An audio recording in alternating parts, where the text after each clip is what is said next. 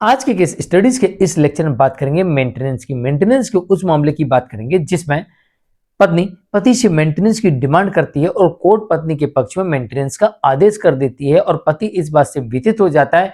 पति कहता है हुजूर इस कानून के अंतर्गत पत्नी को भरण पोषण मांगने का अधिकार ही नहीं है, तो फिर आदेश कैसे कर दिया? हुजूर यहाँ ट्रायल कोर्ट ने आदेश कर दिया है और इस कानून के अंतर्गत पत्नी को तो भरण पोषण लेने का अधिकार ही नहीं है, मांगने तक का अधिकार नहीं है। तो इस स्थिति में इस आदेश को रद्द कर दिया जाए। अब ये मामला केरल हाईकोर्ट में, केरल हाईकोर्ट ने इस मामले में विस्तार से बताया और अपना जजमेंट दिया कि पत्नी किस कानून के अंतर्गत पति से मेंटेनेंस ले सकती है और किस कानून के अंतर्गत पत्नी को भरण पोषण नहीं दिया जा सकता।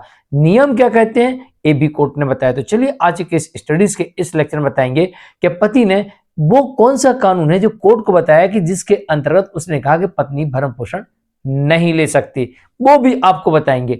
और फिर कोर्ट ने क्या फैसला दिया और कोर्ट को सारे कानून के बारे में क्यों बताना पड़ा कि किस कानून के अंतर्गत पत्नी भरण पोषण ले सकती है और किस कानून के अंतर्गत पत्नी को भरण पोषण मांगने का अधिकार नहीं होगा। तो चलिए आज के स्टडीज के इस लेक्चर में बात करेंगे मेंटेनेंस की। सीआरपीसी की धारा 125 के अंतर्गत पत्नी ने मेंटेनेंस मांगा था जो कि वर्तमान में बीएनएसएस की धारा 144 हो गई है। जय जनेन्द्र होमकेश जैन। वीडियो को लाइक और शेयर कर दीजिए और इस तरह के जजमेंट्स का पैकेज पाने के लिए जिसमें लगभग आपको 200 जजमेंट्स मिलते हैं या अन्य किसी जानकारी के लिए दिए गए नंबर पर आप हमें संपर्क कर सकते हैं। चलिए शुरुआत करते हैं। दरअसल पत्नी अलग अलग एक्ट के अंतर्गत अलग अलग सेक्शन में पति से मेंटेनेंस की डिमांड करती है, जैसे कि हिंदू मैरिज एक्ट के सेक्शन 24 में डिमांड करती है, इधर डोमेस्टिक वायलेंस एक्ट के अंतर्गत आने वाले मामले में डिमांड करती है और इधर सीआरपीसी की धारा 125 या बीएनएसएस की धारा 144 के अंतर्गत आने वाले मामले में पति से मेंटेनेंस की डिमांड करती है। और पति कहता है हुजूर पत्नी को मेंटेनेंस मांगने का अधिकार नहीं है।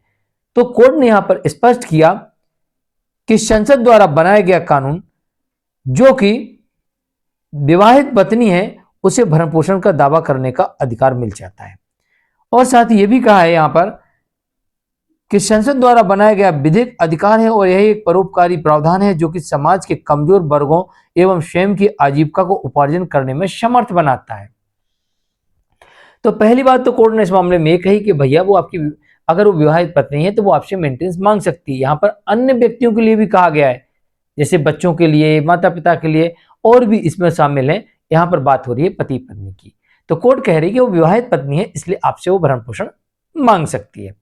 फिर कोर्ट ने इस मामले में यह कहा कि भाई अगर उसके पास में आय का कोई साधन नहीं है तो वो भरण पोषण मांग सकती है। और अगर आपको ऐसा लगता है कि पत्नी के पास में आय का साधन है तो आप उसका सबूत दिखा दीजिए, हम आदेश को रद्द कर देंगे या परिवर्तित कर देंगे। दूसरी तरफ कोर्ट ये कह रही है कि कानून ये कहता है कि पत्नी अगर जारता की स्थिति में रह रही है यानी कि अडल्ट्री की स्थिति में है तो आप अडल्ट्री का सबूत ला दीजिए। अडल्ट्री में रहने वाली पत्नी या पर्याप्त आय अर्जित करने वाली पत्नी को मेंटेनेंस मांगने का अधिकार नहीं होता है।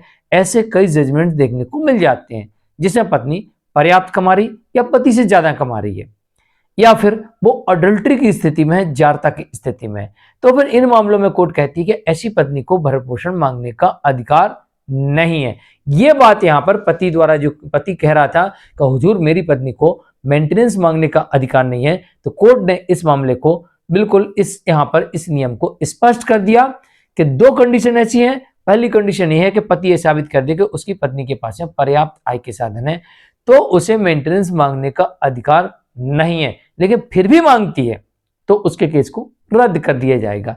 दूसरी परिस्थिति कोर्ट ने बता दी कि जारता की स्थिति यानी कि अडल्ट्री में है, तो अगर अडल्ट्री में है आपकी पत्नी उसका सबूत ला दीजिए, इसके बाद उसे मेंटेनेंस मांगने का कोई अधिकार नहीं बचता है और उसके केस को डिसमिस कर दिया जाएगा। तीसरी परिस्थिति कोर्ट ने बताई कि पत्नी बिना किसी कारण के अलग रह रही हो, यह भी साबित कर दीजिए। आपको साबित करना पड़ेगा तभी जाके ऐसी पत्नी को यह माना जाएगा कि उसे मेंटेनेंस मांगने का अधिकार नहीं है, क्योंकि संसद द्वारा प्राप्त विधिक अधिकार उसे प्राप्त है और इस अधिकार के अंतर्गत वो मेंटेनेंस की डिमांड करती है। लेकिन अगर पति चाहता है कि जो संसद ने कानून के नियम बनाए हैं उन नियमों के अकॉर्डिंग अगर वो नहीं है भरण पोषण की कंडीशन, तो फिर आप कोर्ट को बता सकते हैं कि हुजूर जो नियम बनाए गए हैं उन नियमों के अंतर्गत ये नहीं आती है, इस कारण से इसे भरण पोषण मांगने का अधिकार नहीं है।